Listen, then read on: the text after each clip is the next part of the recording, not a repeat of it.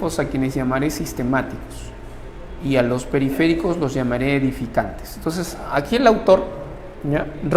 Richard Rorty fue un filósofo, ya murió, un filósofo norteamericano, y Rorty es un representante en Estados Unidos, o fue, de una corriente llamada pragmatismo, ¿ya? El pragmatismo norteamericano. Él era un neopragmatista norteamericano. Entonces, Rorty aquí nos va a plantear una especie de comparación, que está comparando, ¿ya? En la pregunta número 1, ¿ya? Está planteando una comparación entre los filósofos que él denomina sistemáticos, ¿ya? Sistemáticos, y los filósofos que él denomina edificantes, no me equivoco, edificantes. Ok, dice acá, dentro de la corriente llamada los filósofos a quienes llamaré sistemáticos y a los periféricos, dice, ¿no? A los periféricos los llamaré edificantes. O sea, la corriente principal son los filósofos a quienes llamaré sistemáticos y a los periféricos los llamaré edificantes. Entonces, esta es la corriente principal, ¿ya? La corriente principal, y esta es la corriente periférica, ¿no? Una filosofía periférica, ¿ya? Periférica, ese sería lo central, el centro, y este es la periferia, lo que está alrededor, en los márgenes, ¿no? Filósofos marginados, podríamos decir, ¿ya? Periféricos, filosofía periférica, y filosofía principal, o la corriente principal. ¿Ok? Muy bien. A ver, entonces, ¿qué más dice acá? Estos filósofos periféricos, pragmáticos, fíjate lo que dice, pragmáticos, escépticos, dice, son escépticos en primer lugar hacia la filosofía sistemática. ¿Ok? Entonces, a esto dice pragmáticos. Los filósofos periféricos son pragmáticos y son escépticos. Entonces, estos de acá son filósofos pragmáticos. ¿Quién es el autor de este artículo? Rorty. Rorty, ¿de qué postura es? Pragmático, pragmatismo. O sea, Rorty se ubicaría en este grupo de los edificantes. Y dice Rorty que ellos son escépticos frente a este tipo de filosofía, frente a los sistemáticos. Son escépticos,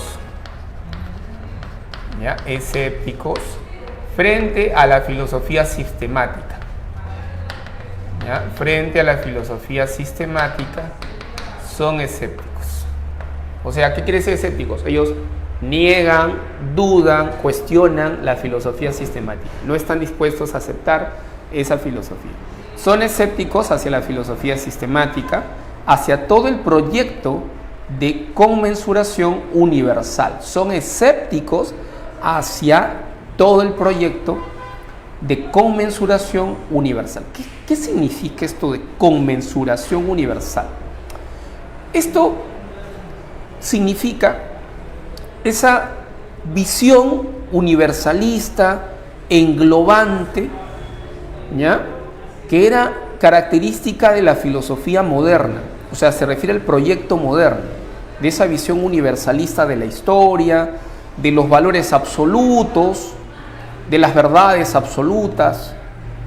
Hacia eso se refiere, a eso, hacia el proyecto de la conmensuración universal. Los grandes pensadores edificantes periféricos de nuestro tiempo son, ¿ya? Entonces aquí va a mencionar a los edificantes periféricos. Entonces aquí dice, hacia todo el proyecto de conmensuración universal. Entonces aquí son escépticos frente a la filosofía sistemática. Son escépticos frente a esa filosofía que tiene una visión universal, universalista. ¿Ya? Entonces, yo tengo la impresión que esta filosofía sistemática y universal, que es esta de acá, ¿ya? Esta es una filosofía sistemática, universal, que tiene una visión universal, universalista o universal, ¿ya?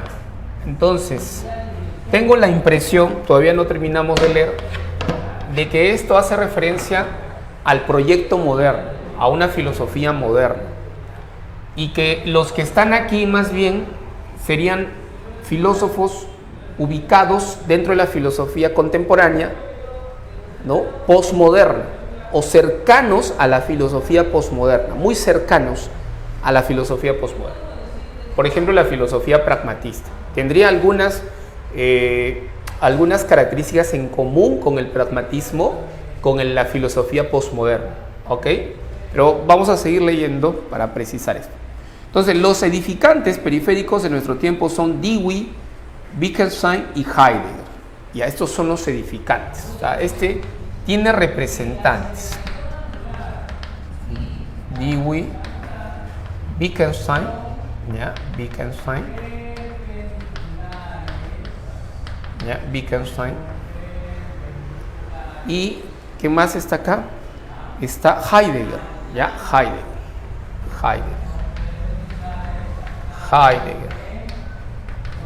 Ok, Heidegger.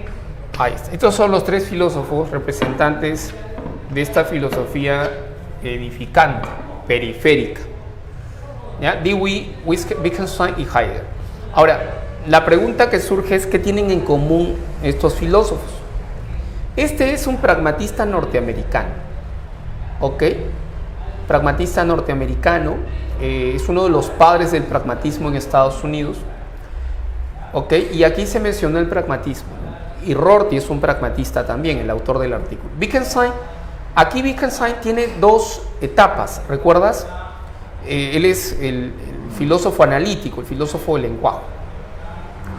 Y algo que ha caracterizado a la filosofía contemporánea justamente es la preocupación por el lenguaje. Aquí podríamos referirnos al segundo Wittgenstein, porque el segundo Wittgenstein habla de los juegos del lenguaje y tiene una concepción relativista del lenguaje.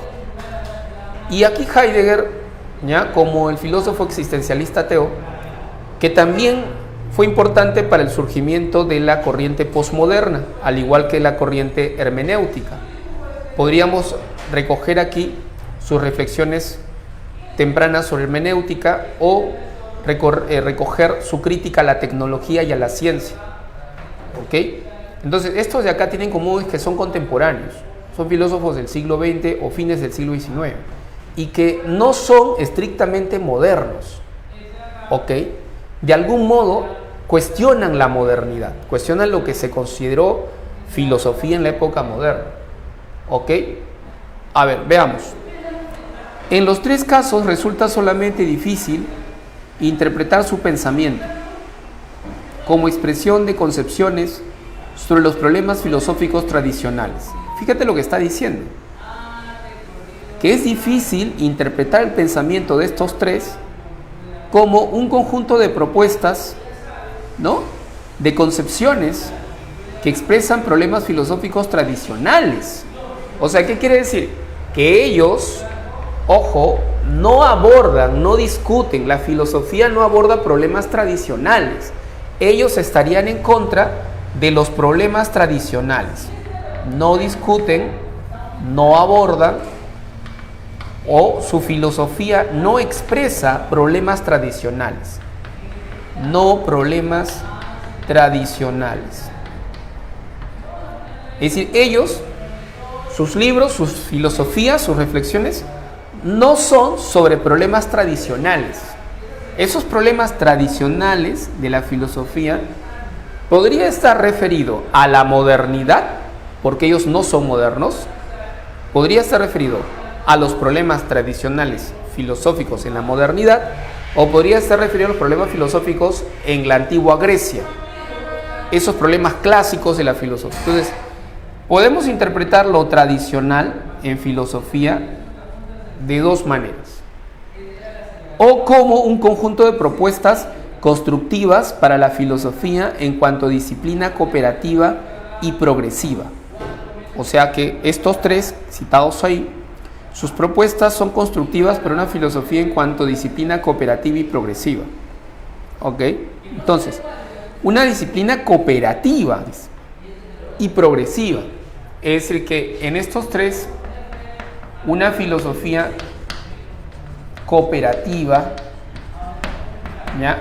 ¿Qué quiere decir una filosofía cooperativa? O sea, esta palabra que están utilizando, una filosofía cooperativa, podría entenderse lo cooperativo en un sentido de filosofías que cooperen con otras filosofías. O sea, que las corrientes filosóficas o las escuelas se nutran de otras ideas o surjan como resultado de una amalgama de ideas, de diferentes ideas, ¿ok? A eso se puede entender como una especie de filosofía ecléctica. Una filosofía cooperativa es una filosofía que toma otros conceptos, recoge de otras escuelas filosóficas o dialoga con ellos. Puede entenderse lo cooperativo con otras escuelas en sentido de eclecticismo. Eclecticismo y filosofía, la filosofía ecléctica significa seleccionar, escoger ideas de otras doctrinas y escuelas y apropiarse de ellas. ¿Ok? Entonces, se ríen de la imagen clásica del hombre, la imagen que contiene la filosofía sistemática. Fíjense, ellos se ríen, estos filósofos se ríen de la imagen clásica del hombre. O sea, aquí se maneja un concepto clásico del hombre, concepto del hombre, ¿ya? De hombre, de la naturaleza humana, pero es un concepto clásico, es decir, es un concepto tradicional, es decir, la concepción del hombre es una concepción tradicional, clásica, ¿ya? La concepción que ellos tienen del hombre, de la naturaleza humana, ¿ok? Entonces ellos se ríen de la imagen clásica del hombre, se ríen. La imagen que contiene la filosofía sistemática, o sea, esta filosofía de acá. La búsqueda de la conmensuración, miren, está repitiendo otra vez esta frase, conmensuración universal, una filosofía universalista, englobante, conmensuración universal, en un vocabulario final, es un lenguaje, ¿no? Un vocabulario final es un lenguaje acabado, ya un vocabulario que ya tiene todo un repertorio y que no puede entrar otro tipo de vocabulario para enriquecerlo, ¿ya? Entonces tiene un vocabulario final. O sea, cuando dice vocabulario se refiere al lenguaje. Sus términos o sus categorías ya están definidas. Entonces esta expresión de vocabulario final se puede entender como categorías filosóficas, palabras filosóficas definidas, ¿ya? Que no van a cambiar, que ya están definidas, establecidas firmemente, ¿ya? Un vocabulario final, es decir, en sentido de acabado, categorías definidas y acabadas, que no van a sufrir modificaciones posteriores, ya no sufren o experimentan modificaciones posteriores. La filosofía y el espejo de la naturaleza, ese es el libro de Rorty. De acuerdo con el pasaje citado, se puede inferir que la crítica a la filosofía sistemática consiste sobre todo en la crítica que están haciendo ellos a esta filosofía sistemática, consiste, dice aquí, sobre todo ¿en qué consiste? A ver, acá tienes el esquema del texto. ¿En qué consiste entonces? ¿Cuál crees que sea tu respuesta? A ver, aquí falta completar. Cuando nos hablan de los problemas tradicionales o clásicos, el del hombre, la imagen que tenemos del hombre, entonces ellos dicen que no, su filosofía no expresa problemas tradicionales, que ellos no abordan esos problemas. Entonces lo tradicional puede entenderse en dos sentidos.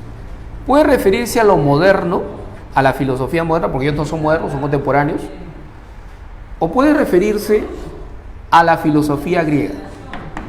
La filosofía griega, la filosofía medieval, en la antigua Grecia. Cuando habla de problemas tradicionales. Entonces, ¿cuál crees que sea la clave? A ver, escribe en el chat, dime algo, alguna pista. A ver, ¿qué dices? Alternativa A, B, C, D, E. ¿Qué dice la A? Profe, una sátira a la peculiaridad del modelo de la filosofía universitaria. Un momentito. En el texto me habla de la filosofía universitaria, académica, es decir, en el claustro de la universidad.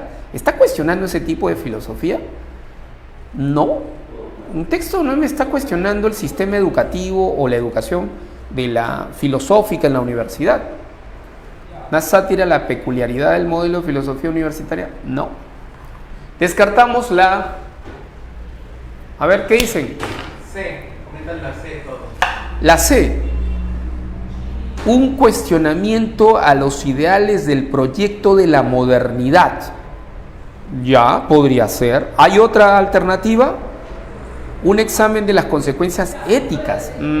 Éticas no estamos hablando, en texto no me hablan de ética, me hablan de la imagen del hombre que tiene que ver con la antropología filosófica y en general de los problemas tradicionales. Paula Gómez dice la E. Una revaloración de los logros y metas de la metafísica. Revaloración, más bien es un cuestionamiento. Una revaloración de las concepciones griegas y latinas. Revaloración, no, es un cuestionamiento. Sería un cuestionamiento, más bien. La clave, ¿ya? Acá está, mira. Esos problemas tradicionales son los problemas de la filosofía moderna, que para ellos son problemas que ya no deben abordarse ni tratarse, ellos están interesados en otras problemáticas. ¿Ok? Correcto, 1, la C de casa. 1, la C de casa, correcto. A ver, 2. A ver, en la 2, ¿cuál sería?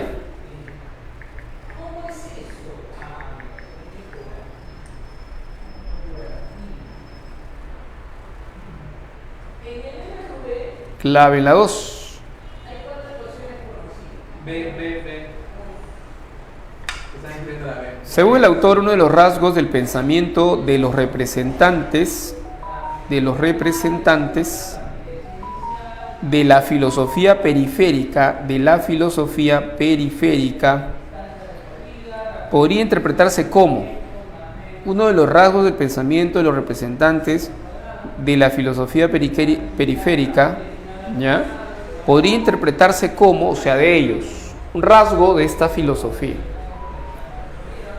¿ya? Podría interpretarse como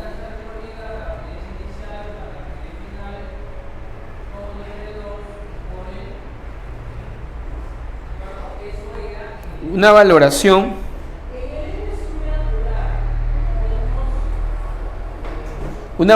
de la acción frente a la mera teoría de la acción, pero el texto no me plantea un interés por la acción en la filosofía contemporánea. El interés por la acción o por la praxis estuvo presente incluso en periodos anteriores.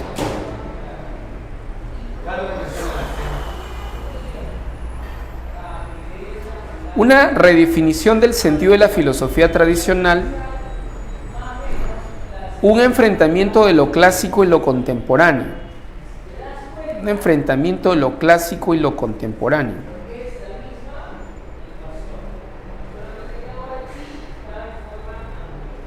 Enfrentamiento de lo clásico y lo contemporáneo. Podría ser, pero no está muy claro esto de lo clásico. ¿Qué cosa es lo clásico? ¿Lo clásico es lo moderno o lo griego? Cuando hablamos de lo clásico, ¿a qué nos referimos con lo clásico?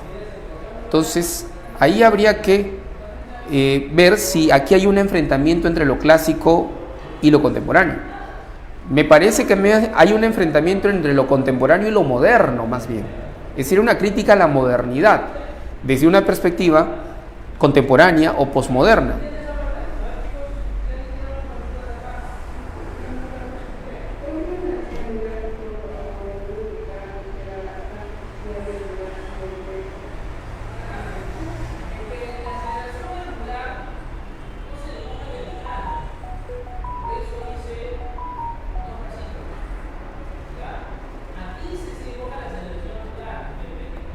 ¿Cuál es la clave?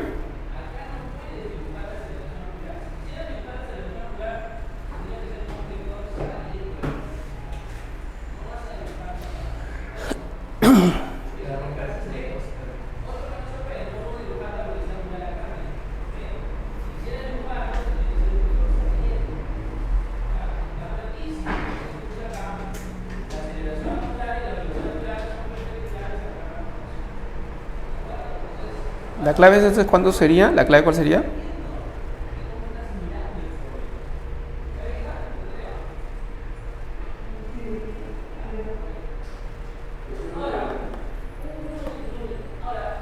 La clave sería la B de burrito. Una redefinición del sentido de filosofía tradicional. Pues. ¿Por qué? Porque aquí me está hablando de lo tradicional y aquí señala justamente lo tradicional, esa imagen del hombre, ¿no? Aunque esta idea de imagen del hombre o concepto del hombre, una concepción clásica del hombre tiene que ver con lo tradicional. Entonces lo que buscan ellos es redefinir el concepto tradicional de la filosofía o el sentido de cómo se ha entendido la filosofía. Ellos son contemporáneos, quieren plantear una redefinición, un nuevo sentido de cómo entender la filosofía.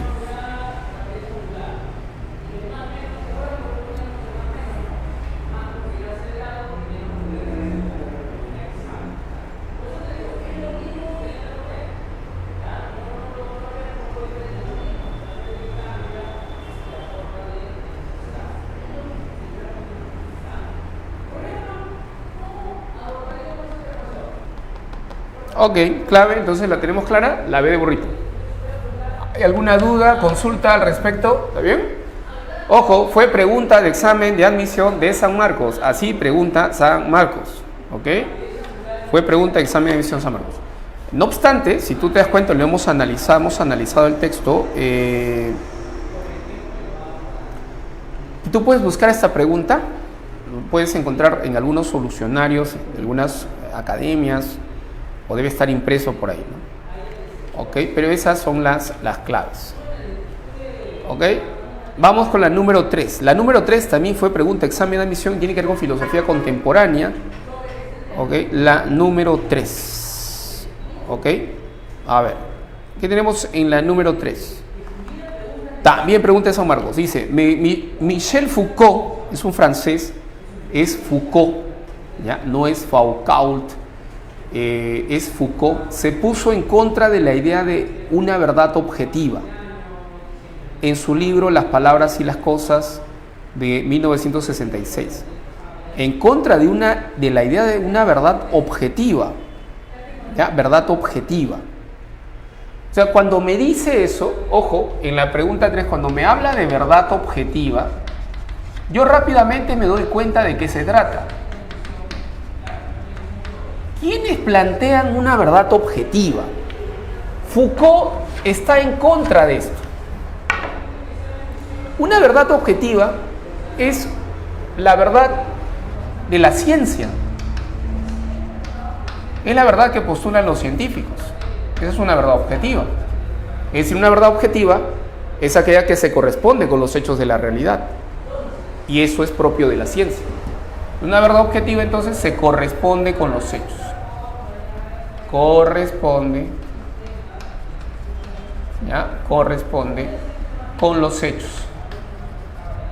con los hechos de la realidad.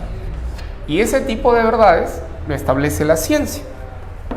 Ahora, en filosofía, podemos también apelar o recordar una teoría de la verdad. Ojo, que descanse en esta idea de verdad objetiva. Podemos también buscar o plantear. Y esa podría ser la teoría de Aristóteles, porque Aristóteles planteó la teoría de la correspondencia. ¿Ya? Es decir, Aristóteles planteó la teoría de la correspondencia. Teoría de la correspondencia como teoría de la verdad, como una teoría de la verdad. ¿Ok? Vamos a seguir leyendo a ver qué dice por acá. No solamente señalaba que los discursos no concordaban, fíjate, no concordaban con la realidad, o sea, es lo contrario de la correspondencia, es lo contrario, no concordaban con la realidad, sino que llegaba a sostener mediante la genealogía de la formación de los conocimientos, o sea, cómo se constituyen o se forman o se establecen los conocimientos, ¿ya? La muerte del lenguaje y la imposibilidad de llegar a un saber cierto. Cuando me habla de un saber cierto, una verdad objetiva, ¿qué cosa es? Es un saber cierto. Un saber cierto, ¿qué significa? Un saber verdadero, un saber verdadero, un saber cierto, es decir, un saber fundamentado. Un saber fundamentado. Un saber que tiene un respaldo, que tiene un fundamento. Fundamentado. Y ese fundamento del saber, para que el saber sea cierto, para que el saber sea fundamentado, sea objetivo, ¿tiene que basarse en qué? Tiene que basarse en la realidad, en los hechos. Entonces, Foucault está en contra de todo eso. Ahora, profesor, ¿y eso qué quiere decir? Que Foucault, para algunos historiadores, forma parte de la corriente posmoderna. ¿Entiendes? Entonces, de acuerdo con el fragmento citado, se puede afirmar que la filosofía de Michel Foucault, ¿cuál sería la clave? Habla. Clave 3. Ahora estaba comentando que la C. C. Todos están de acuerdo. C. Cuestiona el concepto de verdad por correspondencia. Correcto, muy bien. Esa es la clave. Foucault, o en general, digamos, los postmodernos estarían en contra de esa teoría de la verdad o esa concepción de la verdad. Correcto. Ok, muy bien. 4. Señalaron que la naturaleza era como un libro abierto. Libro abierto. Creo que eso lo dije en la clase hace un momento. Señalaron que la naturaleza era como un libro abierto a interpretar. De esa misma manera, en el siglo XX se inaugura, entre diversos temas, la reflexión acerca de la posibilidad de la comprensión. ¿A qué postura filosófica hace referencia? A ver, ¿qué dices? C también. C, están incluyendo C todos. La C. La respuesta es correcta. Así es. Casa. Muy bien. Casa. Hermenéutica.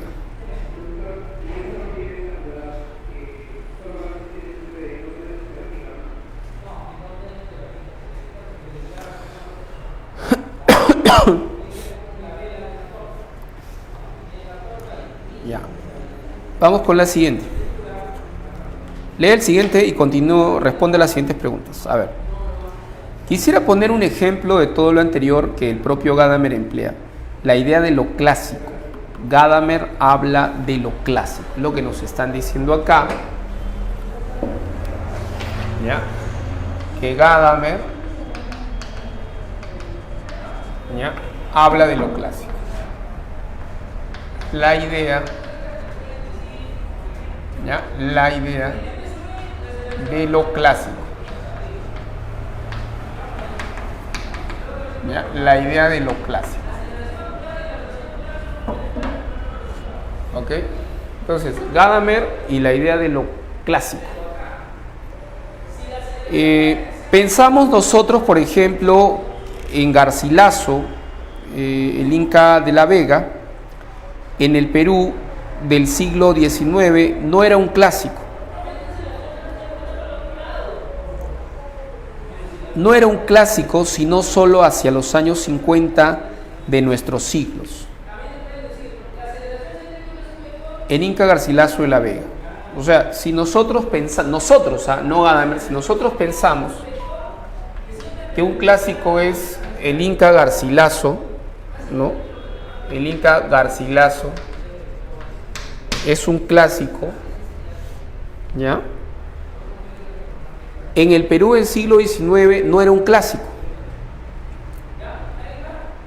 sino que solo hacia los años 50 de nuestro siglo se convirtió en tal. O sea, aquí está comparando el contexto. En el siglo XIX, ¿ya? Y aquí línea del tiempo, dice hacia los años 50 de nuestro siglo, o sea, siglo XX, 1950. Acá estamos siglo XIX, o sea, 1800. No era un clásico acá, aquí se convierte en un clásico. Aquí se convierte en un clásico. Aquí sí es un clásico, aquí no es un clásico. No es un clásico. En cambio, hoy su figura se ha empequeñecido. Ahora, su figura se ha empequeñecido notablemente en comparación con la de Guamán Pola. O sea, hay otro personaje que es Guamán Poma, y en comparación con Guamán Poma, Garcilaso, la figura, la importancia que tiene Garcilaso ha disminuido. Esto quiere decir que Garcilaso no tiene un significado transtemporal. No tiene un significado transtemporal, o sea, más allá del tiempo, sino solo en el tiempo y en relación a nosotros. O sea, el valor que tiene Garcilaso es un valor en el tiempo y en relación a nosotros. O sea, ¿quiénes somos nosotros? Ojo, transtemporal quiere decir fuera del tiempo. La obra de Garcilaso no puede ser transtemporal si no puede estar fuera del tiempo. Está sujeta a una temporalidad. ¿Qué quiere decir eso? Que está sujeta a un contexto. O sea, tiene que ver con un contexto de producción y un contexto también de interpretación. Nosotros somos los intérpretes. Nosotros somos los lectores y los intérpretes de la obra de Garcilaso, así como de la obra de Guamán Poma de Ayala. Entonces, ¿quién es Garcilaso? Tratar de comprender su figura significa tener ya una idea de su importancia, es decir, partir de ciertos prejuicios ineliminables radicalmente.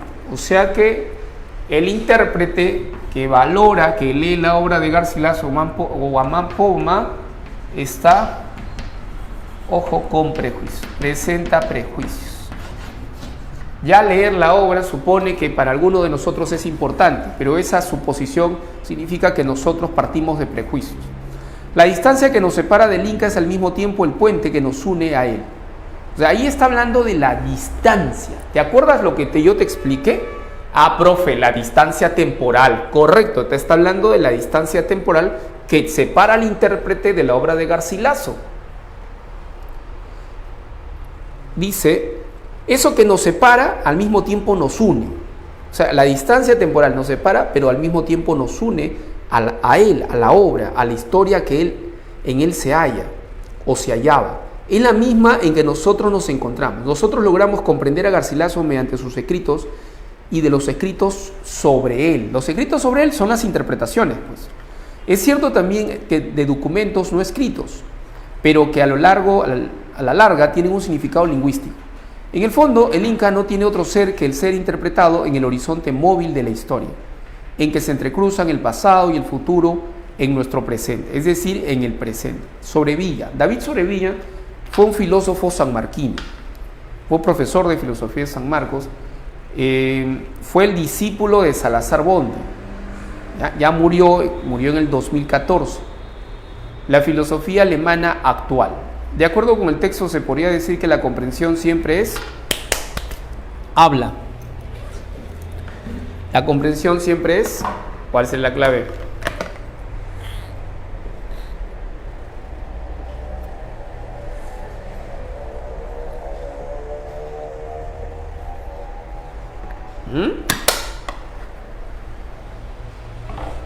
¿No hay clave? Vamos, chicos, respondan en el chat.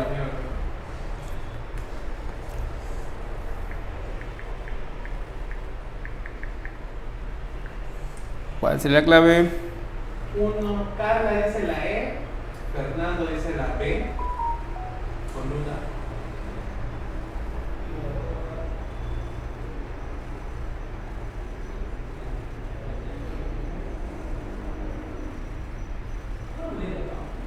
Vare Rivera dice la D, Fernando dice la B, Rosario Campos dice la A, Isabel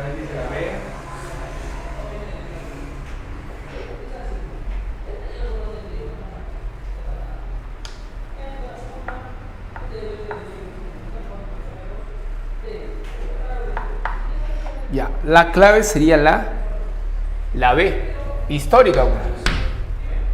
Claro. Tiene su carácter histórico.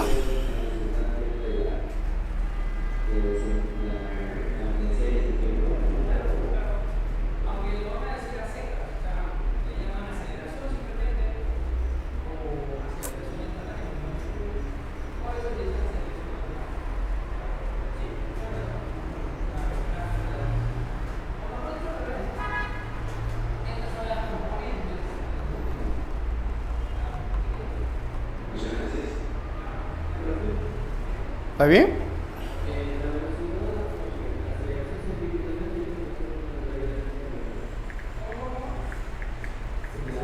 Siguiente, número 6, clave.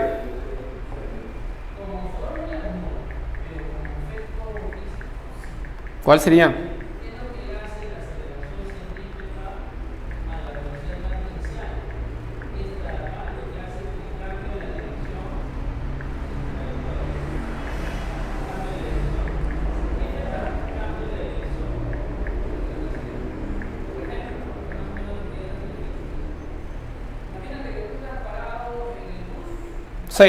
Para Gadamer los prejuicios son inalienables ya que, clave.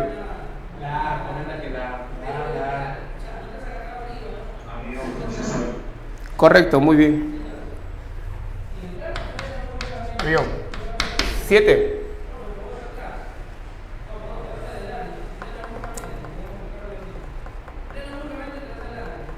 Profesor, en la 5 dice, ¿por qué no podría ser social al ser nosotros como sociedad o los intérpretes? Número 5. Dice, en la 5, ¿por qué no podría ser social al ser nosotros como sociedad los intérpretes? Ya. ¿Por qué? Porque en ese texto, ¿ya? Lo que se está planteando como una idea central para el argumento, la idea central es la idea del tiempo. Es decir, es la temporalidad. La palabra atemporalidad, ahí aparece la palabra transtemporal. O sea, el autor te está hablando varias veces del tiempo. O sea, el concepto tiempo es clave para entender la interpretación. Y eso tiene que ver con ¿qué? Tiene que ver justamente con lo que en el texto señala. O sea, no es gratuito que en el texto te plantee una línea del tiempo, que te coloque el siglo XIX, luego los años 50, siglo XX. O sea, eso no es gratuito. El énfasis que pone el autor es justamente en el tiempo, en el contexto. Cuando yo hablo de contexto, cuando hablo de historia, estoy hablando del tiempo, de cómo transcurren los hechos en el tiempo. Lo social no es un concepto clave y determinante en la interpretación.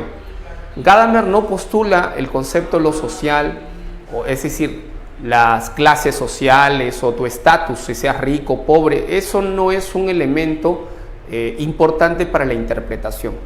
¿Me entiendes? Es decir, Gadamer no es un sociólogo, no tiene un enfoque, así no lo fuera, no tiene un enfoque sociológico. Su enfoque es más histórico, ligado a la hermenéutica. Si estuviéramos hablando de Marx, ahí sería distinto. En Marx sí tiene el aspecto social, el aspecto de las clases sociales, sí tiene importancia en la interpretación que uno puede hacer de la realidad. Importa mucho la clase social, la condición de clase del intelectual o del intérprete. Pero para Gadamer no. Lo social, lo sociológico no es relevante, no es determinante en la interpretación. ¿Entiendes? Por eso esa no podría ser la clave. ¿Ok? Muy bien. Número 7.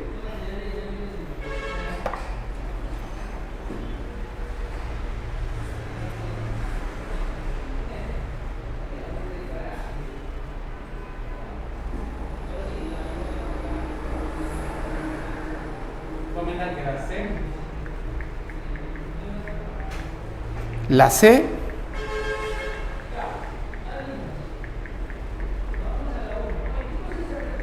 ¿Seguros? ¿Me tú? La condición para la comprensión es el método. Camila dice la A, Fernando la D. Ahí te dije la D. D. Análisis. Pero nosotros hemos hablado de análisis en la hermenéutica. ¿En qué momento hemos hablado de análisis?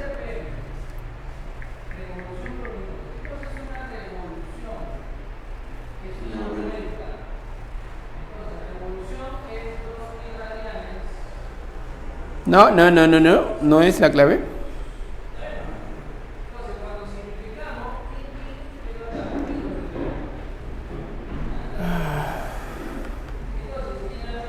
Bueno, es un concepto que no puse énfasis, pero es importante. ¿Ok? Y ese concepto es el concepto de tradición. La clave es tradición. ¿Ya? Ahí la clave sería la A. ¿Cuál es la siguiente de eso? Sería la condición para la comprensión. Es la tradición. O sea, ¿qué quiere decir eso? Quiere decir que los libros que escribimos, los libros que yo puedo escribir o que cualquiera puede escribir, el pensamiento que yo tengo o que puede tener un filósofo, forma parte de una tradición. Es decir, forma parte de un conjunto o de una constelación de ideas, creencias o escuelas de pensamiento.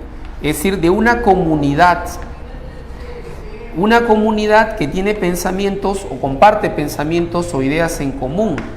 Puede ser una escuela de pensamiento, una comunidad, una escuela, ideas, y lo que alguien escribe, lo que alguien piensa, tiene que ver con eso, formaría parte de esa comunidad. O sea, en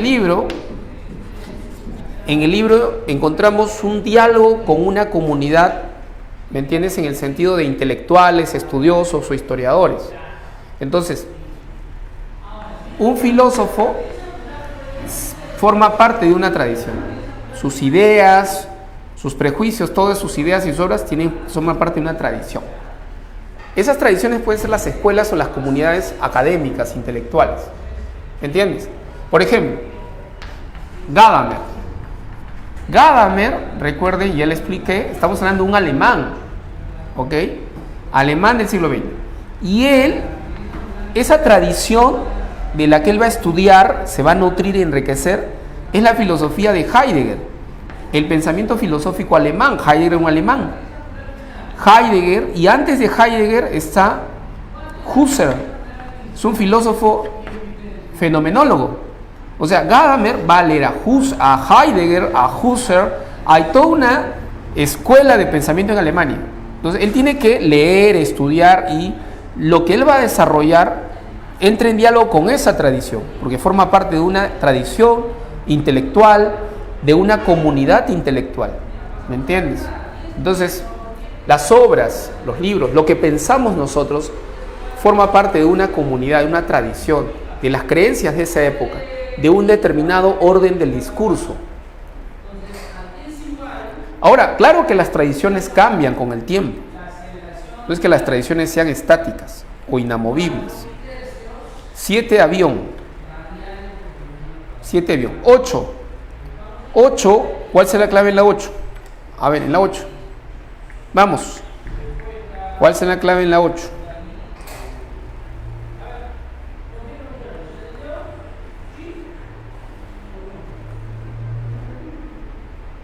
En la 8, ¿cuál será la clave?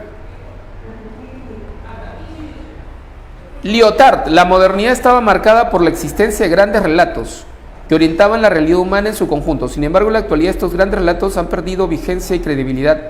De ahí que son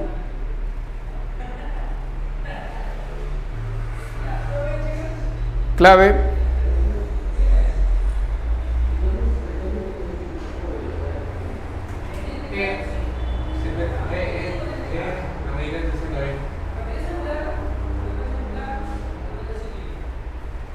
obsoletos.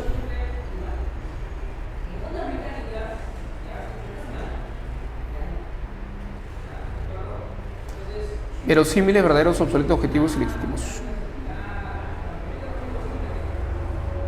vigencia y credibilidad.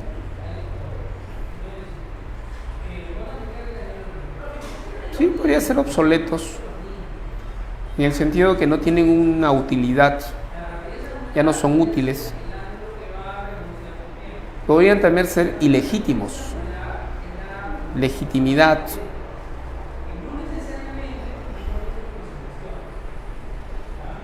Sin embargo, en la actualidad estos grandes relatos han perdido vigencia, de ahí que son ilegítimos.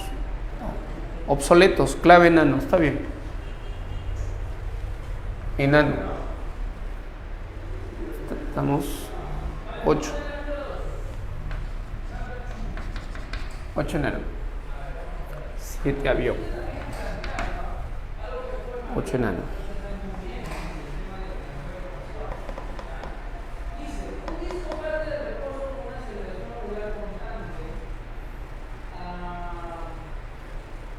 Nueve, clave la 9.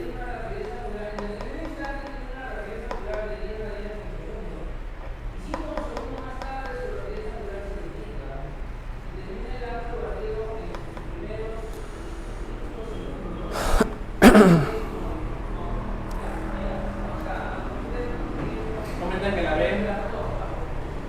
Ve. La historia es el proceso de la toma de conciencia de nuestra libertad. El metarato de la historia sostiene que la historia es el proceso de la toma de conciencia. Esa concepción de la historia, esa visión de la historia, esa filosofía de la historia es hegeliana. Correcto, muy bien. 9, la B de burrito. Nosotros ya hablamos de Hegel y habíamos planteado esa visión de la historia según Hegel. ¿Ok?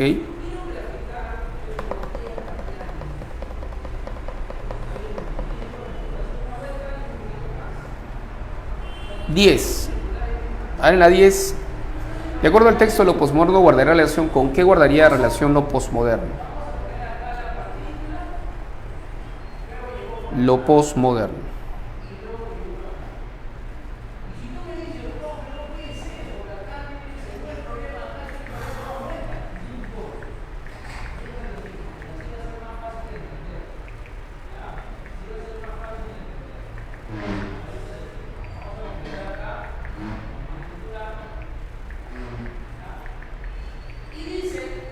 ¿Cuál sería?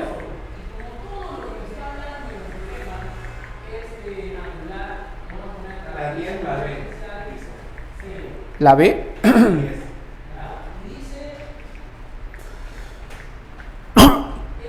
La respuesta es correcta. Recuerden que nosotros planteamos, ¿ya?, en la clase anterior, que los posmodernos adoptan una actitud de incredulidad frente a los metarrelatos, ¿cierto? Eso habíamos señalado. ¿Ok? Correcto. 10, la B de burrito. Muy bien. B de burrito. Muy bien. 11. Según he leído, para Lyotard, la posmodernidad, ¿qué cosa vendría a ser?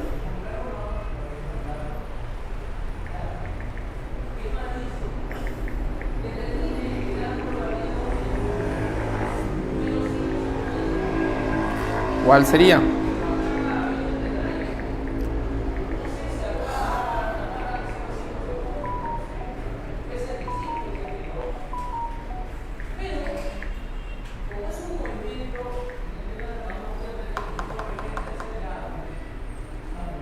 La posmodernidad acepta los relatos modernos.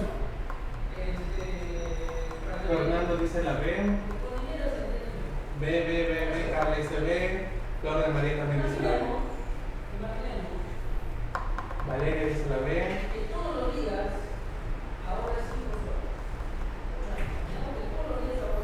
Cuestiona los criterios establecidos por la modernidad. Correcto. Muy bien. 11 la B.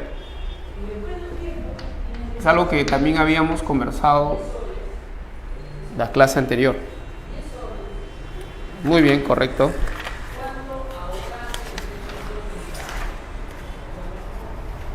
Entonces, siguiente dice, la hermenéutica o arte de la interpretación es antigua o antiquísima. Se remonta a los orígenes de la escritura y a la necesidad de encontrar sentido de los textos. En el siglo XX el filósofo se propuso desarrollar una nueva teoría de la experiencia hermenéutica en toda su extensión, recibiendo la influencia de varios pensadores como el caso de Martin Heidegger. Ya. Entonces, ¿de quién estamos hablando?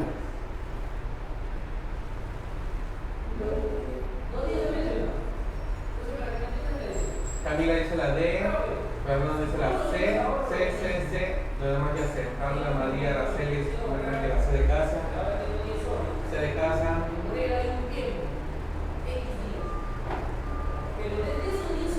Correcto, Gadamer. Muy bien. Tiene una pregunta. Ya.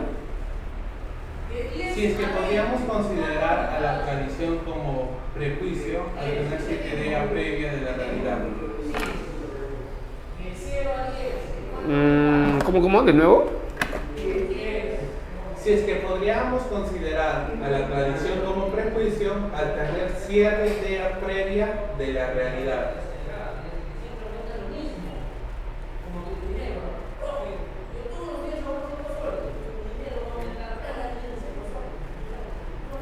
La tradición, entendida como prejuicio,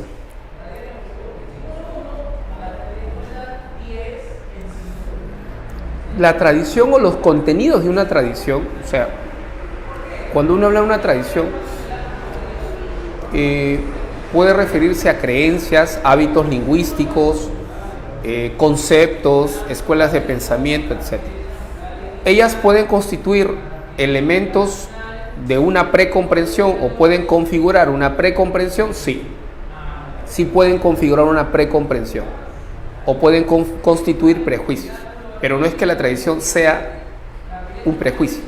Los elementos de una tradición, los componentes de una tradición, se configuran, pueden configurar prejuicios, sí. Que pueden influenciar en la interpretación, sí. De una obra o de la realidad, sí.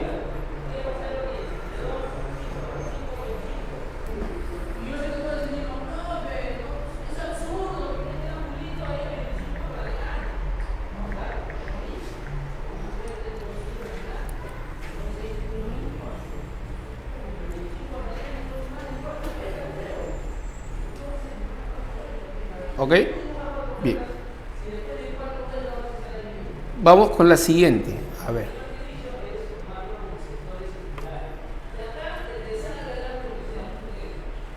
¿Alguna otra pregunta?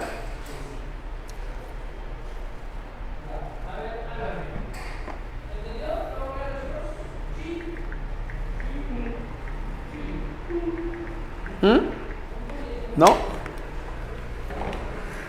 A ver, ¿qué tenemos acá entonces? La número 13. El intérprete se acerca a los textos no con una actitud mental semejante a una tabula rasa, sino con una precomprensión, con sus prejuicios, sus presuposiciones y sus expectativas. Dado aquel texto y dada la precomprensión del intérprete, este esboza de manera preliminar un significado de dicho texto. Y ese bosquejo aparece justamente porque el texto es leído por el intérprete con unas expectativas determinadas que se derivan de su precomprensión. Para Gadamer, la interpretación de un texto como la República de Platón estaría interpretado por Raúl, un asiduo lector de filosofía antigua en primer grado, o preliminarmente a partir de qué. A partir de qué estaría, digamos, planteándose esa lectura o esa interpretación. Me está hablando de Raúl. ¿Cuál sería ahí?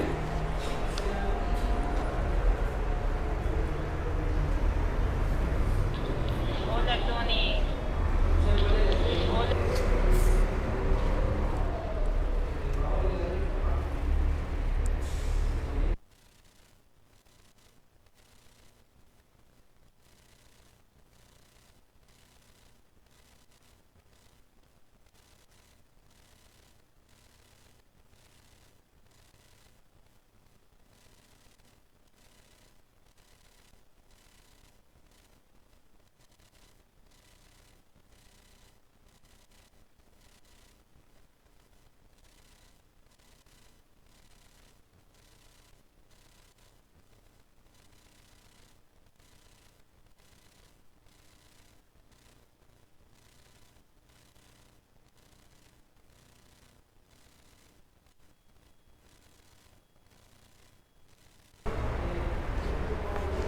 Ya, ¿me escuchan?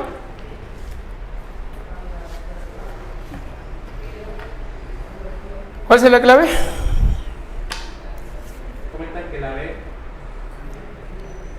Entonces, a partir de sus o de las expectativas relevantes, tener una mirada objetiva, conseguir una claridad inmediata, no, correcto, la clave es la B.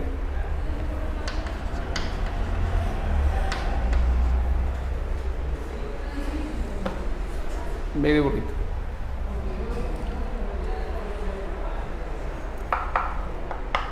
(14) Señala la idea incompatible con la hermenéutica planteada por Gadamer. ¿Cuál sería la idea incompatible?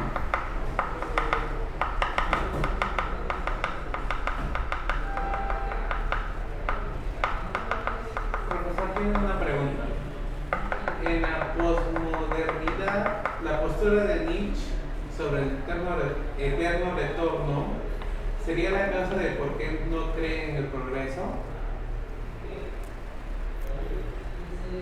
¿Cómo de nuevo? En la posmodernidad, la postura de Nietzsche sobre el eterno retorno sería la causa de por qué no cree en el progreso. Sí. La concepción del tiempo en Nietzsche está basada en el mito del eterno retorno, que es un mito griego. Bueno, no solo los griegos, está en varias civilizaciones. Esa concepción del tiempo es una concepción cíclica. Por tanto, no es posible una concepción lineal del tiempo, que es la idea del progreso. O puede ser escalonada o en espiral, pero no es posible porque supone que avanzamos hacia algo mejor, hacia un mejor estado de bienestar, ¿no? O hacia un periodo de liberación, ¿no? De emancipación del hombre.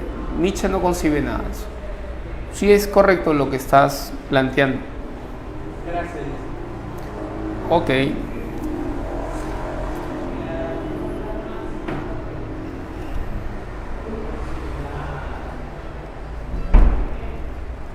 En la 14, ¿cuál sería? See you later. See you later.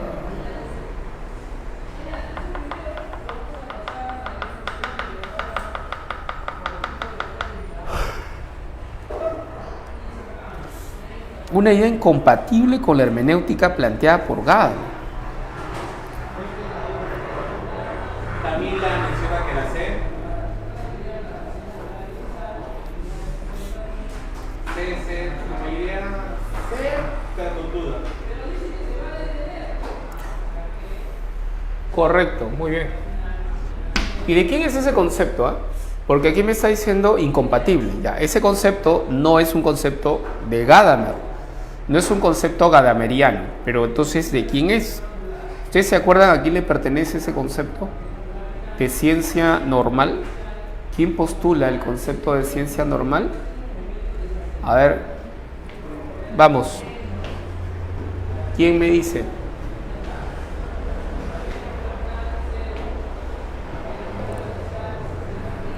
¿Quién postula el concepto de ciencia normal? Un epistemólogo norteamericano, siglo XX. Es autor de un libro importante titulado Estructura de las revoluciones científicas. Thomas Kuhn. Correcto, muy bien. Thomas Kuhn. Así es. Muy bien. Thomas Kuhn habla de ciencia normal, ¿ya? Él propone este concepto. Ciencia normal. Y también habla de una ciencia anormal, que vendría a ser la ciencia extraordinaria, así se llama. Ciencia extraordinaria o ciencia revolucionaria. ¿Qué es la ciencia normal? Es aquella ciencia que se desarrolla sobre la base de un paradigma. La ciencia normal es aquella que tiene un desarrollo normal, ¿ya? Tiene un desarrollo normal, ¿ok? sobre la base de un paradigma. Sobre la base de un paradigma. Ok, entonces la ciencia normal ya es aquella ciencia que descansa sobre un paradigma. Un paradigma obviamente que es vigente. Cuando el paradigma es vigente, la ciencia que se desarrolla sobre la base de este paradigma se llama normal. Cuando el paradigma pierde vigencia o entra en crisis, entonces la ciencia que se va a desarrollar ya no es normal, es otro tipo de ciencia. Como consecuencia de la crisis, entonces el paradigma entra en crisis y la ciencia que se va a producir se llama ciencia extraordinaria. Pero aquí nos hablan de ciencia normal. Correcto. 14 casa. 15.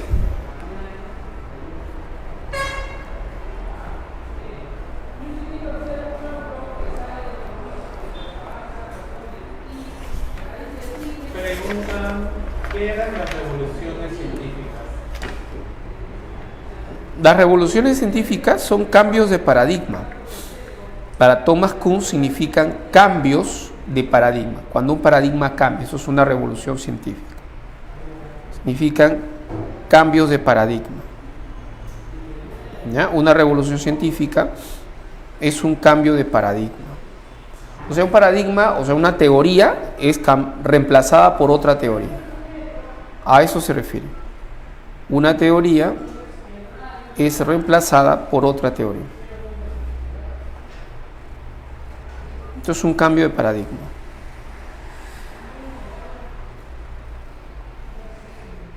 ¿Ok? Sí, gracias. Muy bien. Entonces, ya, ¿en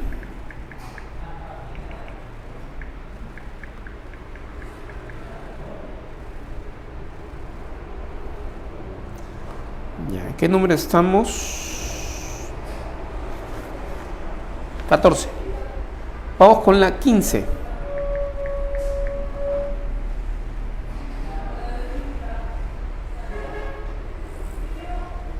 Carlos menciona que la 15 sale la B.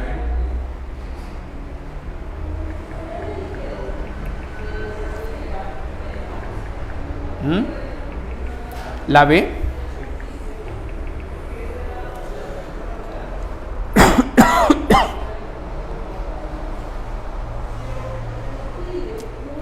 Para Lyotard la posmodernidad se caracteriza por ¿por qué se caracteriza?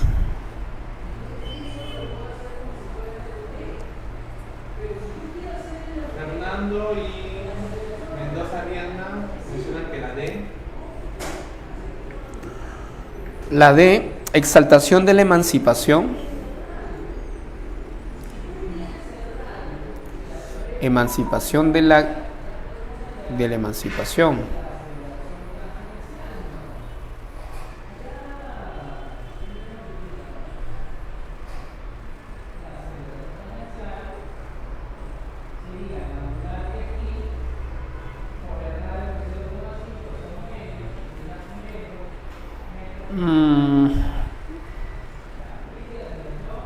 La posmodernidad se caracteriza por su exaltación de la emancipación. ¿La posmodernidad o la modernidad?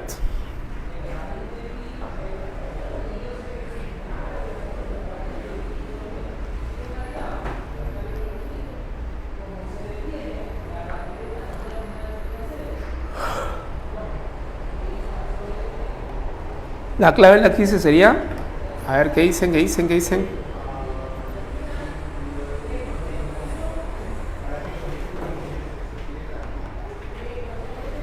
¿Qué dicen? ¿Qué dicen? ¿Qué dicen? Milagro dice la B.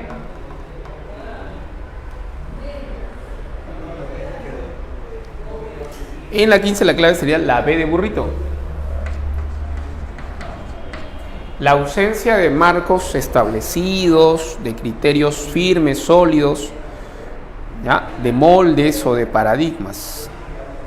¿Ok?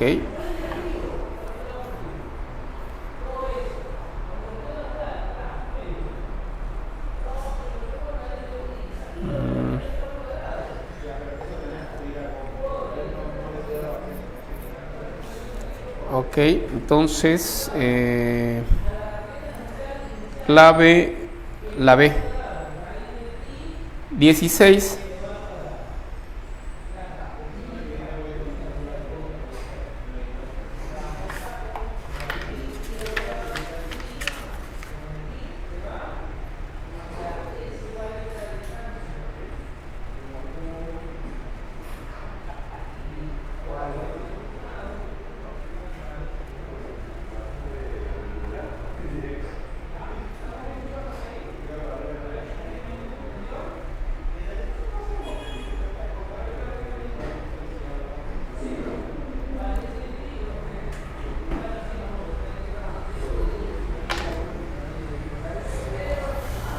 ¿Cuál es la clave?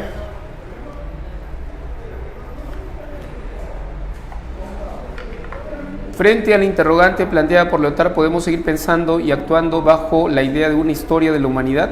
El mismo Lyotard sostiene que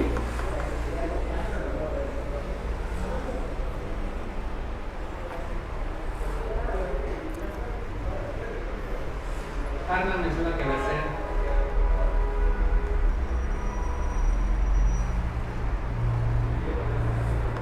la C, la historia es un conjunto unitario de acontecimientos.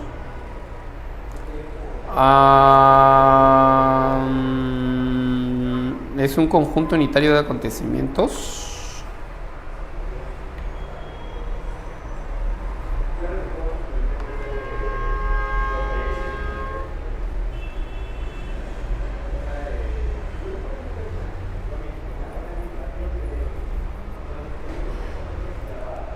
Que existe una historia universal, no hay historia humana como historia universal.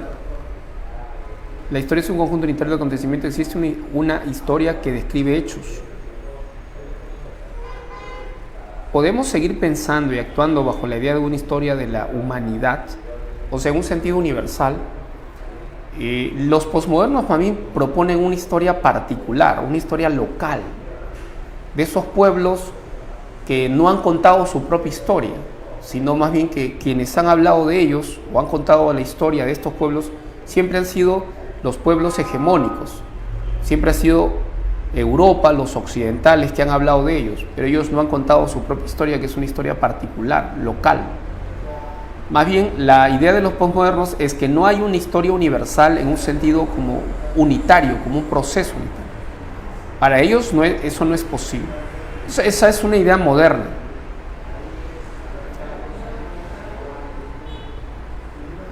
No hay una historia humana como historia universal, la historia es un conjunto unitario de acontecimientos. No es un conjunto unitario, más bien está en contra de eso. No hay una historia humana como historia universal, existe una historia que no. Existe una historia universal. La clave sería la B, como historia universal, es decir, concebida como un proceso unitario, homogéneo, global. Es como si todas las sociedades tienen que atravesar el mismo curso histórico, las mismas etapas, pero cada sociedad tiene sus propias particularidades y su propio desarrollo, ¿entienden? Sus propios tiempos de desarrollo, de desenvolvimiento, ¿ok? Entonces, la clave sería la B, 16B. Ok, 16B. 16B.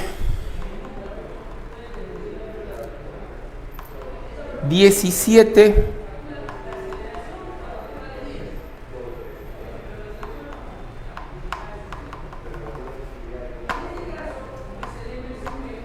Rosario y Palacios comentan que la C. Y aquí también dice la C. La corriente filosófica contemporánea que afirma que el proyecto moderno basado en metarlatos ha sido liquidado se denomina, correcto, casa, posmodernismo.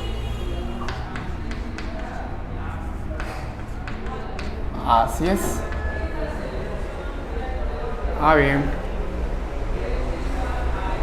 Correcto.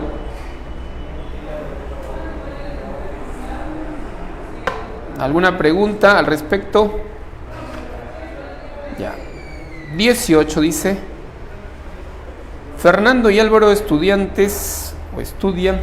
la carrera de literatura. Lee el siguiente verso de Vallejo ¿No subimos acaso para abajo? ¿Ah? ¿No subimos acaso para abajo? Subimos para abajo, bajamos para arriba. Esto es poesía. Para Fernando, ese verso quiere decir que por más que nos empeñemos en la vida, siempre existirán situaciones dolorosas que nos harán caer y estar abajo. Álvaro comparte su lectura y considera que estar abajo, no comparte, dice su lectura, hace referencia a la muerte. En este sentido, toda vida sería como un empeño en subir para finalmente estar abajo, en nuestra tumba cuando nos entierran. Su profesor del curso de poesía peruana, al escuchar este debate, les dice: tenía razón el filósofo cuando sostenía que el hombre es un ser que interpreta, pues el debate que ustedes tienen es producto de sus interpretaciones del verso de Vallejo.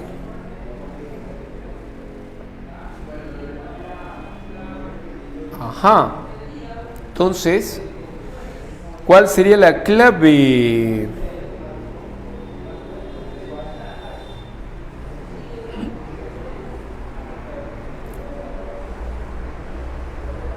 La B. Rosario y Yasmin dicen que la B.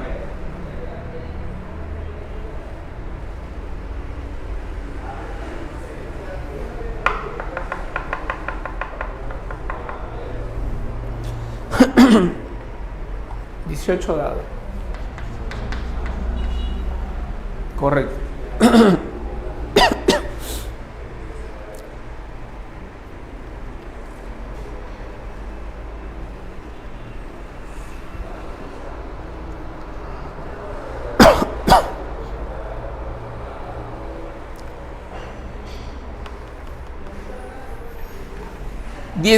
Espinosa, profesor de filosofía, decide leer a sus alumnos el siguiente fragmento.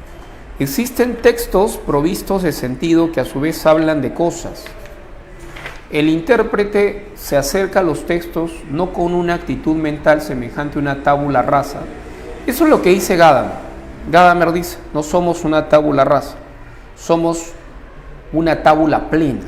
O sea, la mente está cargada de prejuicios, preconceptos, sino con una precomprensión, con sus prejuicios, sus presuposiciones y sus expectativas. Dado aquel texto y dada la precomprensión del intérprete, este esboza de manera preliminar un significado de dicho texto.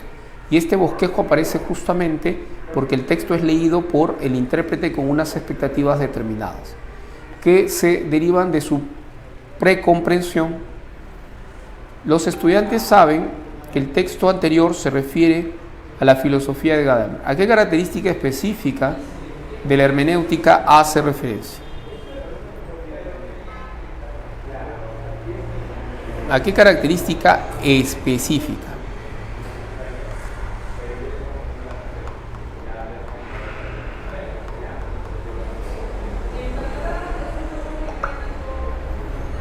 Clave. Palma Fernando dice la C. Araceli la C. La C.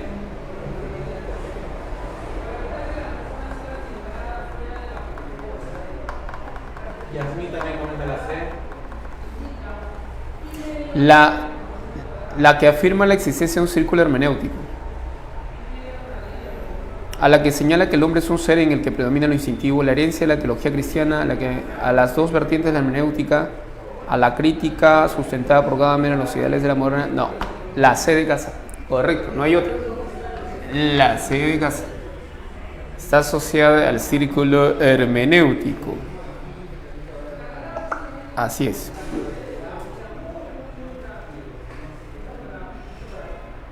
Muy bien. 20.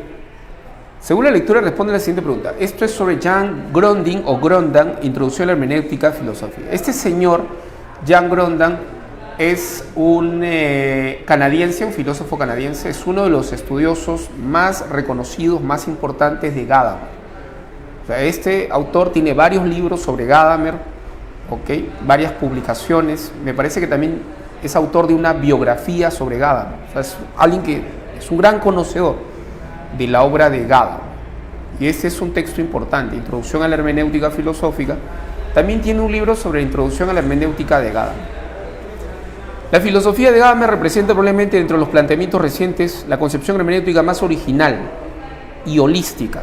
Ha sido celebrada ampliamente con unas contribuciones decisivas a la filosofía desde el Ser y Tiempo de Heidegger, aunque su influencia no era poca. Heidegger se habría retirado algo de la discusión desde los años 30. Gadamer volvió a introducir la hermenéutica en la discusión filosófica, que después de la Segunda Guerra Mundial se internacionalizó en medida creciente. Desde 1960, Verdad y Método ejerció una influencia enorme. Por ejemplo, en el acentuado giro lingüístico y en la rehabilitación de la filosofía práctica, pero también en la teoría de la ciencia. La filosofía de Gadamer fue saludada como cómplice por Kuhn en su contextualización de los paradigmas. Finalmente contribuyó a agudizar la conciencia hermenéutica para las tareas de la teoría crítica de la sociedad y tuvo impacto notable en su aplicación en las ciencias especializadas, como en el campo de las ciencias literarias, en la teoría de la historia y en la teoría del derecho y en la teología.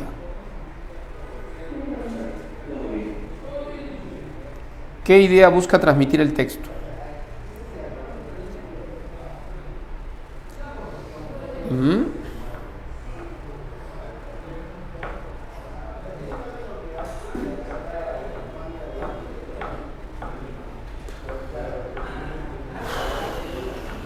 ¿Cuál sería?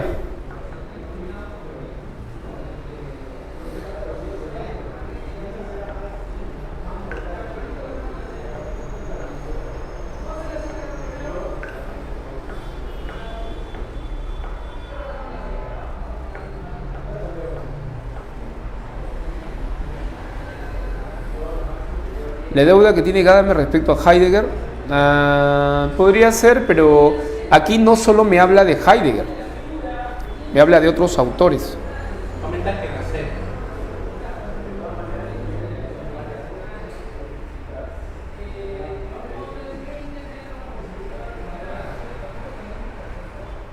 La importancia, la relación de la hermenéutica y giro lingüístico podría ser, pero eso es solo un aspecto de todo el texto.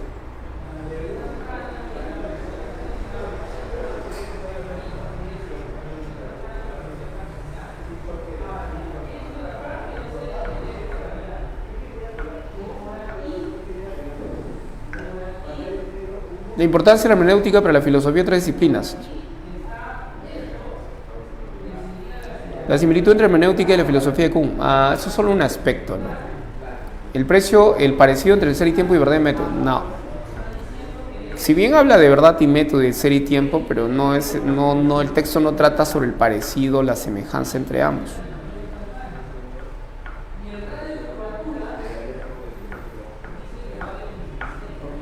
Entonces, ¿cuál sería? La clave es la C de casa. La clave es la C de casa. La C de casa. Sí, esa sería la clave. 20 C de casa. Correcto.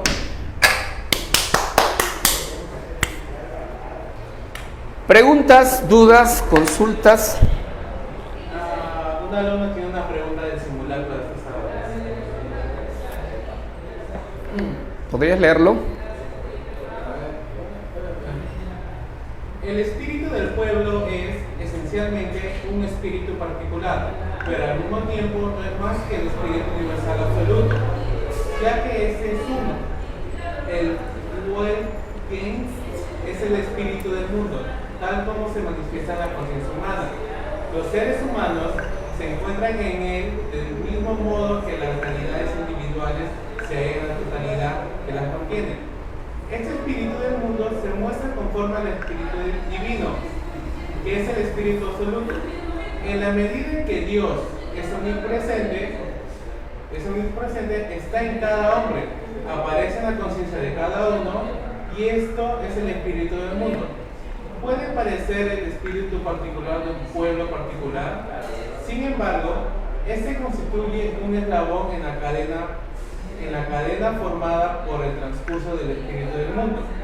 Y este espíritu universal no puede parecer, No puede perecer. El espíritu de un pueblo es, pues, el espíritu universal es una forma particular. De acuerdo al texto, es pertinente afirmar que para Hegel, A, el espíritu del pueblo es un espíritu humano, B, Dios es omnipresente ya que está en el pueblo, C, el espíritu del mundo se manifiesta en el yo personal, D, el espíritu del mundo es conforme al espíritu absoluto, o E, el Weltgens aparece en la conciencia de cada uno. Ya. ¿La alternativa cuál es? Esas son las alternativas. La A, el espíritu del pueblo es un espíritu humano. Ya. B, Dios es omnipresente ya que está en el pueblo. Ya. C, el espíritu del mundo se manifiesta en el yo personal. D, el espíritu del mundo se conforma al espíritu absoluto. Ya. O E, Repite eso. El espíritu. el espíritu del mundo es conforme al espíritu absoluto. Clave. ¿Por qué? Porque el texto te está hablando del espíritu, o sea, te está hablando de Dios, si quieres entenderlo así, como un espíritu en un sentido infinito. Dios es un ser infinito y el mundo es una manifestación finita. Entonces te está hablando del espíritu en un sentido absoluto y del mundo como una especie de particularidad. Incluso nosotros los seres humanos somos manifestaciones de Dios, manifestaciones concretas de lo divino. Entonces hay una conformidad, ya una especie de acuerdo entre el espíritu absoluto y el mundo o las manifestaciones en el mundo. Entonces hay una especie de conformidad, a eso se refiere el texto. Sí, esa sería la clave. No sé si se dieron cuenta. Es cuestión de que entiendas que ahí está hablando de algo absoluto y algo particular. O sea, del mundo como una manifestación finita y de Dios en un sentido absoluto, o del espíritu en un sentido absoluto. ¿Entiendes? Es como si dijéramos cosmos y microcosmos, una manifestación micro, una manifestación particular y concreta de algo absoluto que vendría a ser Dios o el espíritu.